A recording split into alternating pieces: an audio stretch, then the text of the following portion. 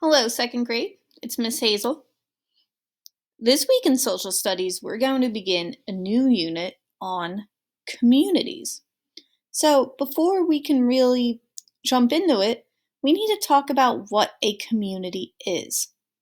So, now, if we were in school, you would all have this book in front of you and you'd be able to read along with me and look at the pictures, but we don't, and we're not in school. So I'm going to do the best I can with what we have, okay? So I want you to listen and follow along. It won't be long. All right. So, what is a community? I want you to, if somebody's in the room with you that you could talk to about what you think a community is, go right ahead. But if not, just think in your brain. When I said the word community, what did you think about? What is a community? I'm going to give you some time to discuss or think about this.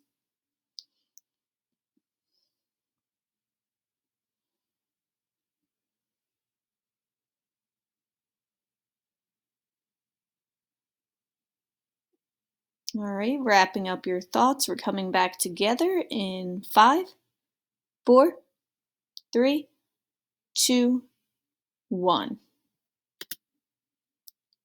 All right, here we go. A community is a group of people with something in common. These people may live in the same place, work at the same job, go to the same school, come from the same culture, and so on. So it's a group of people with something in common. Something in common means you share something. As long as the people have shared interests, the group can be called a community. For example, your school community is made up of all the people associated with it. The students, teachers, parents, workers, and school officials. All these people are affected by what happens in your school.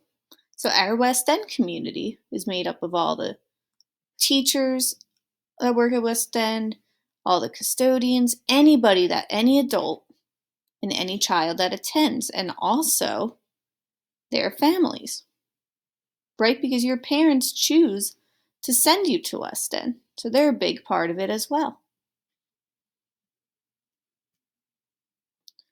The people living in your town or city are considered a community too. What happens in your town or city affects everyone who lives there. Most of us are part of lots of different communities. So you all live in Woodbury, so you're part of the Woodbury City community. But you're also part of different communities as well. Now, here's a question for you. Which of these would be considered a community? Everyone living in Washington, D.C.?